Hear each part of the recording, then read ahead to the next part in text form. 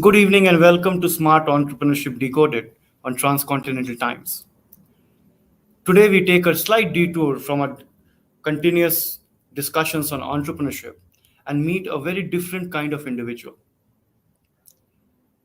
Let me give you some background. When I was writing my book on midlife crisis, dealing with the afternoon of life like I described it, I heard so many stories from so many of my friends and family about failed geniuses in their family. People who started out brilliantly but somehow fizzled out in midlife or later. Every family has them. At every family function, during a marriage or a funeral, you will hear about these great people in the family who never made it.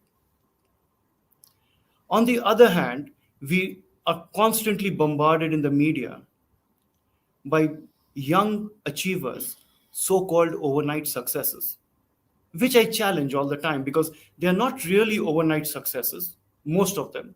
They are just people who started earlier than you and me.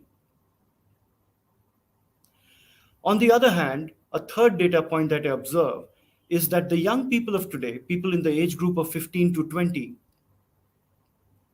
have completely different aspirations, have completely different socialization norms, have completely different outlook to studies, and a completely different for digital first outlook to life in general.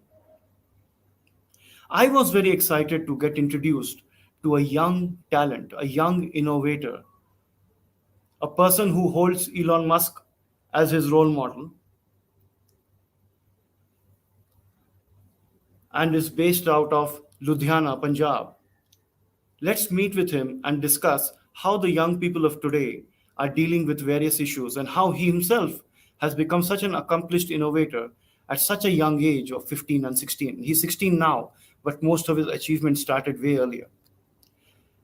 Let's welcome Aryaman Verma. Welcome, Aryaman. How are you? I'm great, sir. How are you? I'm good. So how did you get started? Because you've done so much work, so much on the coding side to drones to all kinds of stuff. Just talk us through your journey because at your age most of the boys and girls are busy doing other stuff whereas you have already got a body of work which is 3 pages long. I did not know where to start introducing you. Hence I would like you to just speak about how you got into this. So like at age of 3, one day I was going with my father to the ATM, and at that time going to the ATM and seeing how did the ATM machine work. So you have a card, you have a chip, and you insert it into the machine, and then you enter the amount. It matches your bank account, and then you get the money that you design, and you can select the notes and the currency which you want. So it was I was very inspired by the how the machine works, and I really wanted to know how the mechanism of the machine works. So what I did was go home and do some research about it, and then the main thing that came was coding. So at that time coding was not that popular, so coding was just like what you can say a necessity for engineering level students to do, just to get a good job or something like that. But for me coding was I developed it as a passion in the long term. So I used to do a lot of courses with these third level engineering students.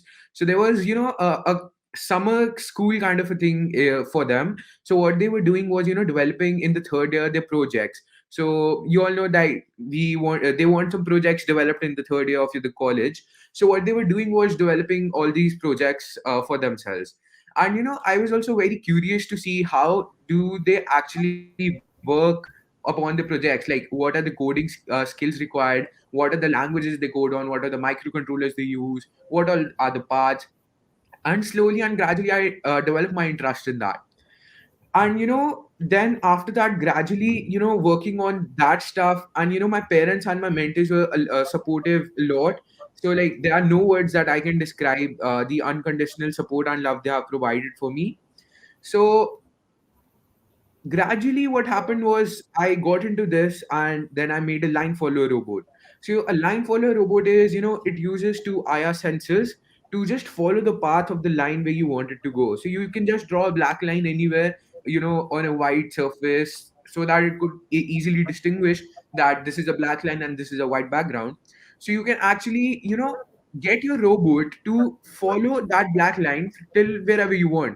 So then I thought, how can this be used in real life? Because see, this is just a small robot. So then I came up with the ideas that, maybe you can use it in Amazon or some big warehouses where you want to deliver the product from one place to another. So what you can do is set up tracks with that black line so that the robot could carry a little stuff to the place where it is wanted. And then after that, we all have seen many movies, and you have gone to many weddings, and over there you see the drone, and then you're very excited what's the thing that's hovering in the air, taking photographs and all that stuff. So I was also very excited to see how it's like just like a toy for some people at an initial level. But then when I did research about that, gathering the flight controllers, the remotes, the different types, so they're like unlimited types of drones that you can actually think of, with different utilities, with different parts, different components. So then what I wanted to do is, make a drone myself. And at the age of 13, what I did was, due to my school, like my school was, I was in eighth around. And then, I used to have a quite free time. So I started researching upon my drones and all the coding that is required, and there came the language C++. And I had learned it before when I developed my line follow robot. So I was very happy that I already know the language. I just have to work a few more lines, just brush it up. So then I developed my drone. So that drone was, the basic drone, which you could use it for aerial photography, and you can just use it for fun, flying it around and actually playing it. And then what I did was, again, I was thinking about how actually can I use it in real life. So like there are many drones that already exist for photography and all. Then I wanted to solve a real problem, and I made a drone which could be actually used for agriculture. So what that drone could do is, hold a little amount of water or insecticide or pesticide, whatever you want, and it could spray it on the fields. I was like, the farmers would get so much relieved, because in such cold and such during the cold and hot weathers, so it's just not feasible. Like I also don't like to get up, from my bed in cold or in hot summers. So it would be very easy for them, just control the drone and spray huge amounts of fertilizers or waters to the fields just by sitting at one place. So then I developed that drone which could actually be used for those purposes. And now I'm developing many more drones, different use cases like a fire extinguisher drone and many other drones. Like they It's are all interesting, in. You said that you started making the drone when you were 13. I don't think I could tie my pajamas at the age of 13, let alone think of a drone or anything like that. But tell me something. You you spot problems and then try to find solutions, or do you read about issues companies are facing? What gets you thinking, right? So you did drones, you did the robot, and I've seen your body of work. You've done so many things in diverse fields. So is it just interest that you keep coming up with ideas, or you try to combine a problem, an industry issue, or a social issue? How do you get driven that today I will do this? So like I made this as my passion, working at the early ages. This was the thing that, inspired me the most, gave me the adrenaline to actually do this work. So, gradually what happened was I used to go like in my car, I'm sitting, I'm seeing so we have PAU over here, that is like the biggest university, agricultural university in Asia. So I was seeing that the fields are massive. They are so huge that, to actually just spray or water the field, it's going to take days to just water the field. So then what I used to do is like, going here and there, or just randomly I come up with different problems that I try to find the solution of. And then I have my passion to just drive me crazy, working day and night just to solve that problem. Very, very interesting. It's so you have won a lot of awards. I was seeing that in nationally, internationally, right, and Yeah. rightfully you won a lot of awards. Is there one award that you are more proud of than others? Because I'm sure you'll win a lot more in future. But as of today, is there one that you're more proud of that you can talk us through? So I would like to say that the award which I got from K7, the chairman of ISRO, that was the thing that I'm most proud of, because seeing those high tech facilities is like, no ordinary person can go over there and actually see those faculties that ISRO provide. And with us, the government sponsoring us a 2 weeks tour in all those high tech and high secretive fields over there. How the satellite is made, how is it wrapped, and how are the payloads made, and how, like, what are the rockets you are going to use, the propulsion and all that stuff. We used to have daily lectures, and we used to go and visit like the plasma facilities and all that stuff. So the things that I couldn't even have imagined that could actually exist, they were all in working over there. So like plasma, which is the fourth stage of solid, so that also you could see it in ISRO's high tech facilities, and they're all guarded, and they are such secretive fields that because the government does not want to disclose anything about their future plans about the missions. So all these facilities which I could see, we also witnessed a live launch of a rocket. So that was a sounding rocket, and just watching that launch from such near, that was like a beautiful thing. We visited the control center, the mission center, from where the go is given to just launch the satellite, and different fuels, the cryogenic, and then there is stage separation of the rocket. So first stage, the boosters get dropped out in the ocean. They are like, to launch a rocket, they are like more than 10,000 things that you have to keep in mind. And that much amount of research what they do is just, that was like mind blowing to me. Yeah, so it must have been fascinating just hearing you talk about it. I can understand what an experience it must have been. But tell me something, they don't teach coding, at least to my knowledge, in Indian schools that early. So, are you self-taught? Did you go somewhere to learn? Were you? Did you just?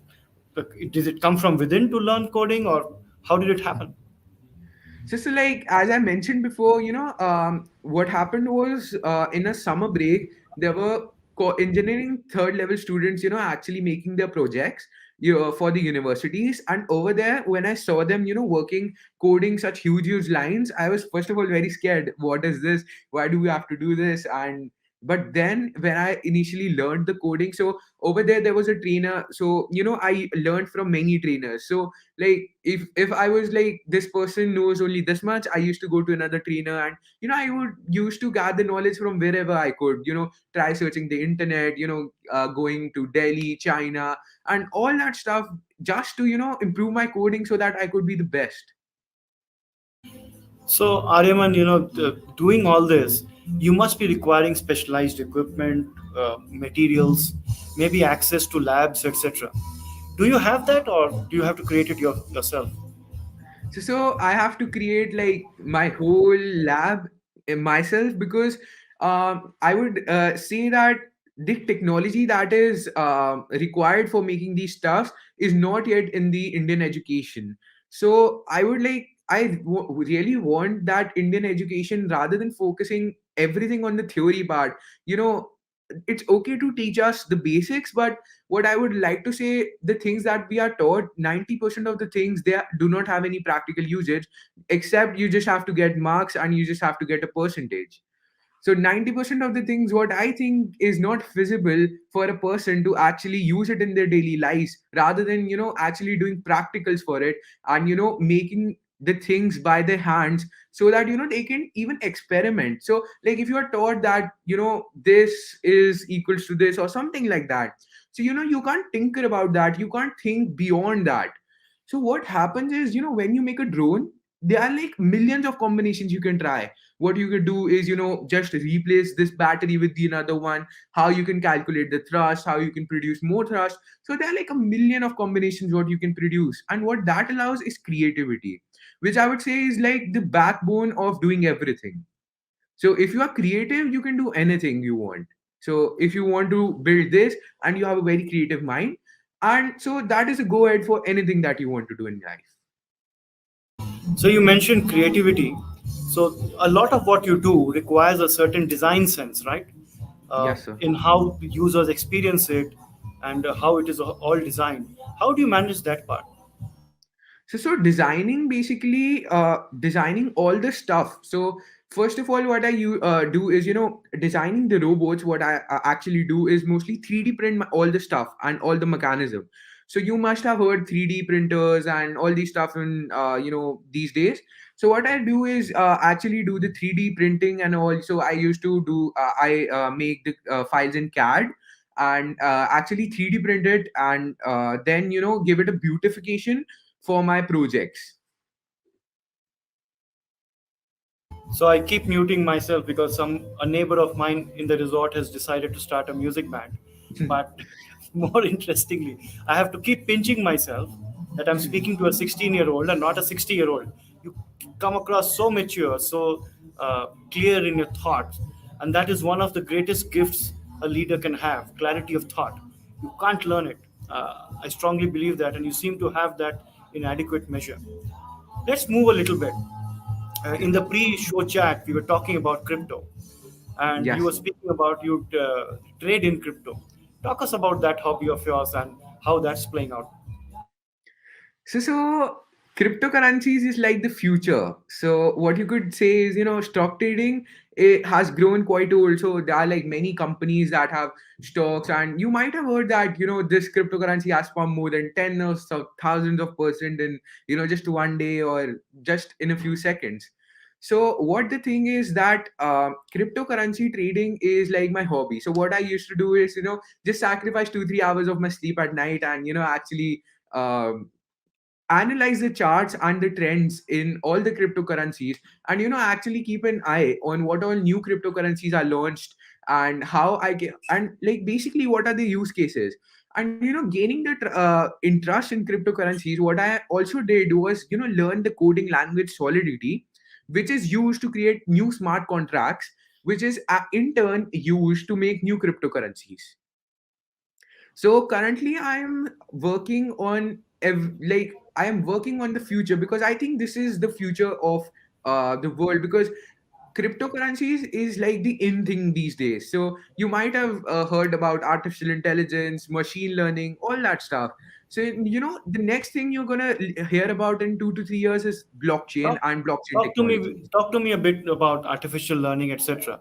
I run an edutech company where we teach artificial intelligence to students of your age across Indonesia.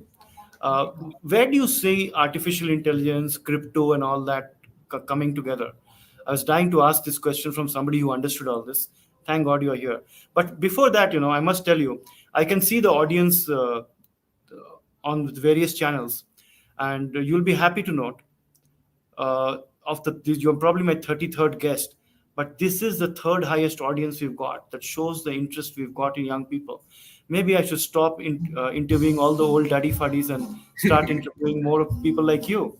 Absolutely fascinating, love it. Talk to me about the merger of AI, crypto, and that world, and how So important I it is was for students to take that up. Yes, sir. So you might have heard about Sophia, the artificial intelligence bot that has been granted citizenship. So that is now getting into the metaverse. So metaverse is the future of cryptocurrency. So like cryptocurrency is a whole lot of, it has many diversities. So Sophia has recently signed a contract and is now getting into the metaverse. And this is a combination of artificial intelligence as well as cryptocurrencies. So now we are looking further for the plans of mergers. How are they going to actually do the mergers, and what all technologies can they get? So we are like these days the thing is that the I would like to say that the merger of cryptocurrencies and artificial intelligence is happening, but it's going to take a little time. Okay, let's speak a little bit about more normal subjects. What are your hobbies? Do you get time for anything else, or whole day you're just looking at problems to solve? What No, sir. else do you do which will be a normal for a 16-year-old? So it's like I keep a balance between my studies, my cryptocurrencies, my robotics, and as well as my friends and my family.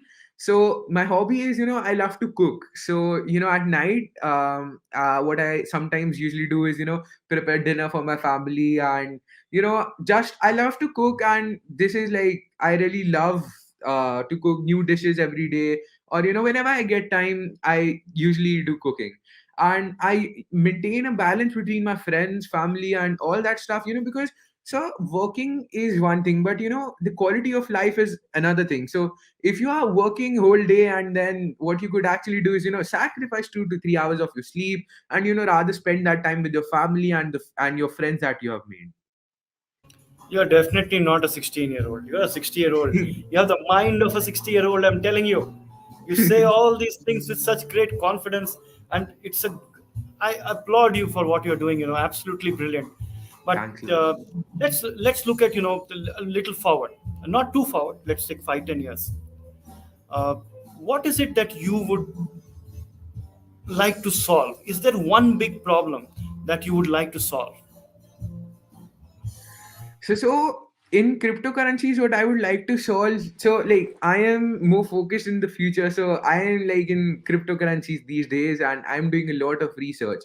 So probably in the future, what I would like to solve is, the cryptocurrencies, they have a huge problem of, the gas fees. So there are many cryptocurrencies which, take a lot of gas fees, and they take like tens of thousands of dollars just for gas. And there are many who do not even, but that cryptocurrency is not that famous. What I'm looking in the future, in down 5-10 years, is make my own cryptocurrency which can be a huge success.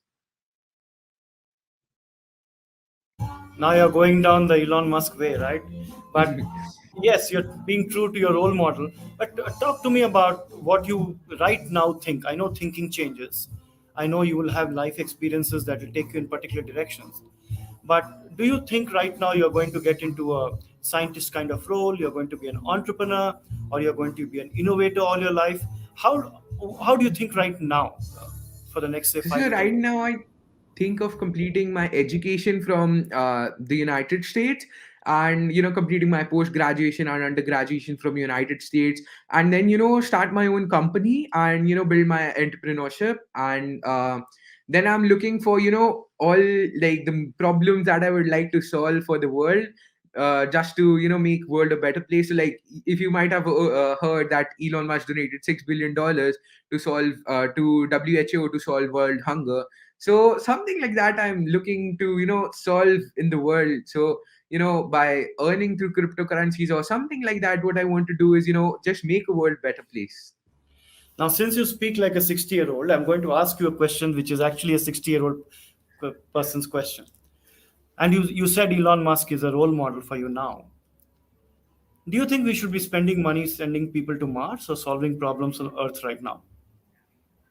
So sending people to Mars is Elon Musk's dream. So what he wants to basically do is what, because the rate at which the natural resources are getting exhausted is very high, because we have a lot of population these days, and the growing rate of population, the resources that are very limited. So we have to try to find reusable and renewable sources of energy rather than depending upon the old sources. So I would like to say mass development is also an issue that we should focus on for our future generations.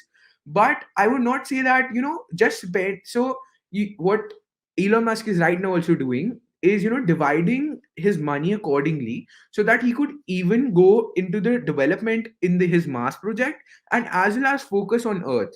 So that is his dream, sending people to Mars, and actually creating another Earth on Mars. Whereas on Earth, he is also looking for renewable sources of energy that can make Earth an existing planet for more longer than it's actually predicted. So, speaking to you, I completely lost track of time. We are almost to the end of this interview. If Elon Musk sees this, and I will try to tag him on the tweet, and you should too, he should Yes. definitely take you under his wing, because uh, India lacks true inventors, innovators, design thinkers, etc.